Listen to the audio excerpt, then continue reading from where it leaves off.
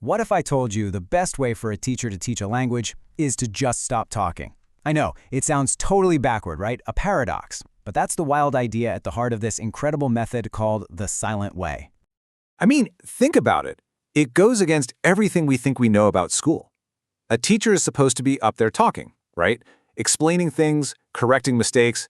This method just flips that completely on its head and asks a really radical question. Can a teacher do a better job by staying silent? And according to the silent way, the answer is a big, resounding yes. In fact, silence can be the single most powerful tool a teacher has. Now, the goal isn't to just abandon the students, of course. It's all about empowering them, getting them to become independent and really take the lead on their own learning journey. And this quote from the method's founder, a guy named Caleb Gattegno, it just gets right to the heart of it all. Teaching should be subordinated to learning. What does that mean? It means the focus shifts completely. The teacher's job isn't to put on a show. It's to serve the student's own process of discovery. So how on earth did anyone come up with this idea? Well, to really get the why behind all the silence, we've got to take a quick look at how it completely broke from the old ways of thinking about language. Okay, so for a long time, people thought learning a language was all about habit. Just memorizing and repeating phrases over and over again, kind of like a parrot, until they finally stick.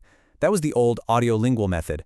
But the silent way? It comes from a totally different camp, the cognitive approach. And in this view, language isn't just a bunch of habits to memorize. It's a whole system, a puzzle with rules that you, the learner, get to actively discover. Yeah.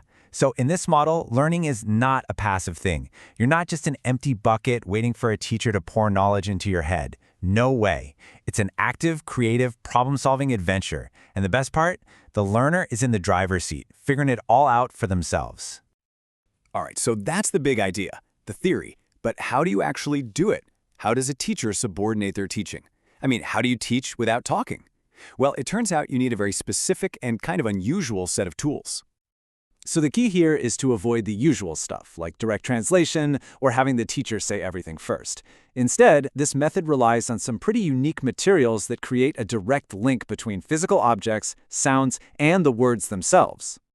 Okay, let's look at tool number 1, the sound color chart. Now, at first glance, it might look like a cool piece of modern art, but what you're actually looking at is a map of every single sound in a language. So here's how this then works. Each one of those color blocks represents one specific sound, what linguists call a phoneme. It's the smallest little unit of sound.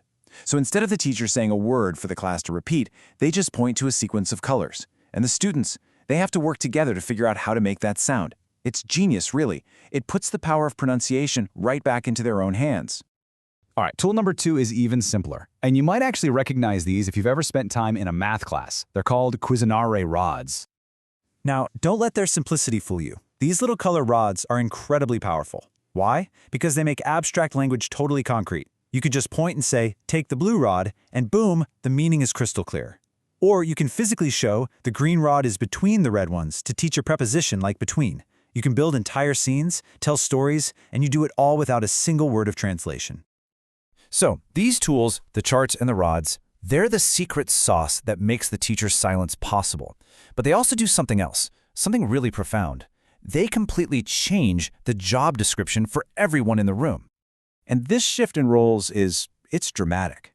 The teacher is no longer the star of the show, the sage on the stage. Instead, they become the engineer, the one who carefully sets up problems and situations. And the student becomes an explorer, actively digging into the language, taking responsibility, and working together with their classmates, their fellow explorers. Okay, so let's see these new roles, the engineer and the explorer, in action. And we can do that by looking at one of the most unique techniques in this whole method. You can really see the whole philosophy at play in how mistakes are handled. I mean, in a traditional classroom, if you make a mistake, the teacher jumps in, right? Nope, that's wrong, say it like this. But in the silent way, the teacher never just gives you the answer. Instead, they do something like this. Picture it. A student says a sentence, but there's a mistake in it. The teacher just holds up their fingers, one finger for each word in the sentence. Then they simply tap the finger that stands for the incorrect word. And that's it. It's this silent little clue that tells the student where the problem is, but it doesn't tell them what the problem is. The student has to go back and figure it out for themselves. And there's a really good reason for this. In the silent way, errors aren't seen as failures, not at all. They're actually seen as fantastic. An error is a gift, you know? It's like a little signpost that shows exactly what a student is working on, what puzzle they're trying to solve. They're an absolutely essential part of the journey. So, all of this focus on self-correction, on discovery, it's all leading somewhere. It's building towards one ultimate goal for the learner. And here it is.